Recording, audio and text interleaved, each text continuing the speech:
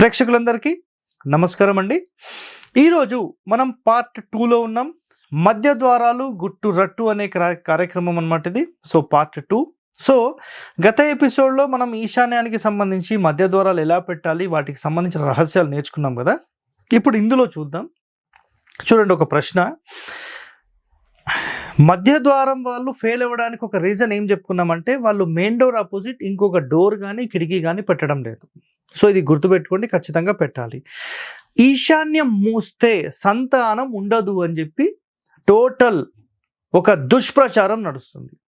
ఈశాన్యం మూస్తేనంట సంతానం ఆ ఇంట్లో ఉండదంట, పెద్ద కుమారుడు చనిపోతాడంట. ఒకవేళ వాళ్ళకి ఏమీ కాలేదంటే ఆల్రెడీ పుట్టినప్పుడే చనిపోయి ఉండొచ్చు అంటున్నారు. మరి ఇది ఎంతవరకు వాస్తవం అనేది కూడా అర్థం కాలేదు. ఎందుకంటే కొన్ని వందల ఇండ్లు నేను గమనించాను, ఎక్కడ కూడా ఇలాంటిది లేదు. సో ఆలోచన చేయండి ఒకసారి. ఒకవేళ మధ్య ద్వారము ఉండి ఈశాన్యం మూస్తే అంటే ఈశాన్యం కంప్లీట్ ఓపెన్ ఉండాలనేది వీళ్ళ కాన్సెప్ట్. ఒకవేళ ఈశాన్యం ఒక చిన్న పూజ గది పెట్టినా అది ఈశాన్యం మూసినట్టేనంట. మరి ఇది ఎంతవరకు వాస్తవం అనేది కూడా అర్థం కాలేదు. సో 100% అయితే మీరు ఒకటే ఒక మాట గుర్తుపెట్టుకోండి, ఈశాన్యంలో కిటికీలు ద్వారాలు పెట్టాలని ఏ శాస్త్రంలో కూడా రాయబడి లేదు. నెక్స్ట్ ఎపిసోడ్ చెప్తాను నేను మీకు అది. సో ఈశాన్యం మూస్తే సంతానం ఉండదంటున్నారు, ఇది 100% అవాస్తవం. ఈశాన్యంలో మీకు పూజ గది ఉన్న వేల ఇండ్లు మీరు అబ్జర్వ్ చేయండి.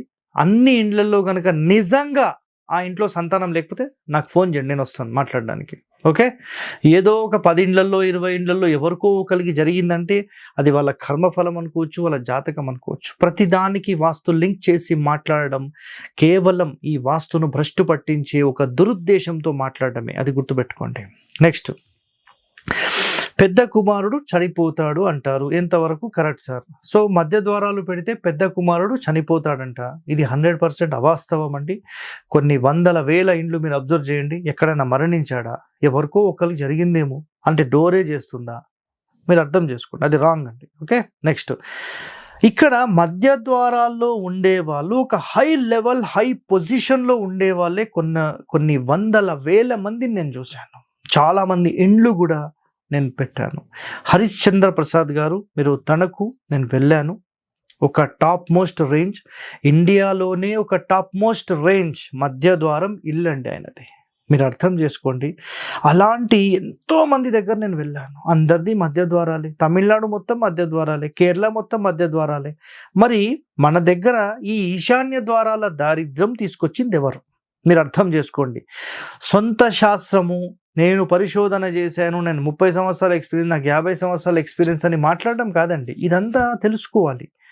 అర్థమైందా? ఇక్కడ చాలా ఇంపార్టెంట్. ఋషులు మహాత్ములు మన కోసం ఎన్నో శాస్త్రాలు అందించారు. వాళ్ళు ఈ చిన్న మిస్టేక్ కనిపెట్టకపోయి ఉండొచ్చు అంటారా? అంటే మధ్యలో పెడితే కొడుకు ఖచ్చితంగా చనిపోతాడా అని చిన్న విషయం కనిపెట్టకపోయి ఉంటారా? ఎంతో రీసెర్చ్ చేసిన వాళ్ళు దాన్ని ఎట్లా వదిలేస్తారండి? మనమందరం బాగుండడం కోసమే కదా వాళ్ళు చెప్పింది, అర్థం చేసుకోండి ఇక్కడ. ఓకేనా, నెక్స్ట్, హై లెవెల్ వాళ్ళు చెప్పేసాం. దిక్కులలో సింహద్వారం పెట్టాలి.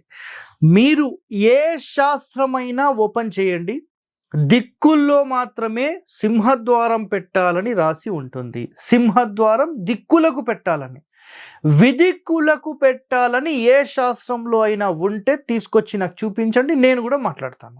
ఐఆమ్ రెడీ అండి, ఎప్పుడైనా నాకు ఫోన్ చేయొచ్చు మీరు. ఓకే, గుర్తుపెట్టుకోండి. సో మధ్యలో ద్వారం అనేది అన్నిటికంటే టాప్. అలాగే ఈశాన్య ద్వారంకి సెంటర్ అనేది అసలు అది ఏ శాస్త్రంలో లేదు, అది గుర్తుపెట్టేసుకోండి. బట్ ఇక్కడ కండిషన్ ఏం చెప్పారంటే మధ్య రూమ్కి సంబంధించిన సెంటర్లో డోర్ ఉండాలి అని చెప్పారు, ఎందుకంటే బ్యాలెన్స్గా పెట్టాలనే ఉద్దేశం. సో ఈ రూమ్కి సంబంధించిన సెంటర్ అనేది మళ్ళీ ఈశాన్య రూమ్కి షిఫ్ట్ చేశారు. పెద్ద పెద్ద ఇండ్ల వాళ్ళకు ఖచ్చితంగా ఏంటంటే మధ్య ద్వారాలే టాప్. ఒకవేళ వాళ్ళకి అడిషనల్గా ఇంకో డోర్ కావాలంటే ఈశాన్యం నుంచి 2వ స్థానం అలౌ చేశారు, అది only for sub door, main door కాదండి. ఓకే, మన వాళ్ళు అయితే మెయిన్ డోరే పెట్టేస్తున్నారు, అది రాంగ్ సిస్టమ్, గుర్తుపెట్టేసుకోండి. ఇక్కడ ఏమవుతుందంటే ఈశాన్యం రూమ్కి 2వ ప్లేస్ ఉంది కదా, అది సెంటర్ డోర్ కంటే సెకండరీ ఆప్షన్. ఓకేనా, అది. నెక్స్ట్, ఋషులు సూక్ష్మమైన ఎన్నో పరిశీలన చాలా చేశారు వాళ్ళు. అతి ముఖ్యమైన సింహద్వార విషయంలో పొరపాటు పడి ఉంటారా? ఆలోచన చేయండి. ఇందాక నేను చెప్పాను కదా మీకు. సో ఎంతో సూక్ష్మ పరిశీలన చేస్తారండి వాళ్ళు. ఎందుకంటే ఎలాంటి సమస్యలు లేకుండా వీళ్ళు జీవితాంతం సుఖ సంతోషాలతో ఉండాలనేదే వాళ్ళ కాన్సెప్ట్. సో వాళ్ళు మరి ఈ తప్పు చేసి ఉంటారా? మీరు ఆలోచన చేయండి ఒకసారి. 100% ఇది అవాస్తవం. చాలామంది ప్రజల్ని కన్ఫ్యూజ్ చేస్తున్నారు, మధ్య ద్వారం పెట్టొద్దు అని చెప్పి. మధ్య ద్వారాల్లో ఉండే వాళ్ళే ఒక టాప్ మోస్ట్ ర్యాంక్లో ఉన్నారు. అది గుర్తుపెట్టుకోండి, రాసి పెట్టుకోండి. ఓకే, నెక్స్ట్, పూర్వం నిర్మించిన ప్రసిద్ధ కట్టడాలైన రాజా అంతఃపురాలు, లేదంటే విశిష్ట దేవాలయాలు, కోటలు, తాజ్ మహల్, ఎర్రకోట, తిరుమల, పూర్వం నిర్మించిన కట్టడాలు, ఇండ్లు, ఎక్కడ మూలద్వారాలు లేవు. మరి ఈ మూలద్వారాల దరిద్రం ఎక్కడి నుంచి వచ్చిందో నాకు అర్థం కాలేదు. సార్ మీరు మందిరాలు అంటున్నారు, టెంపుల్స్ అంటున్నారు, ఇవన్నీ మరి మధ్య ద్వారాలే ఉండొచ్చు అని మీరు చెప్పారు కదా. రైట్, ఓకేనండి. మరి మీరు ఏ పాత ఊరికి వెళ్ళిపోండి, అన్ని సెంటర్ డోర్లే ఉన్నాయి కదా.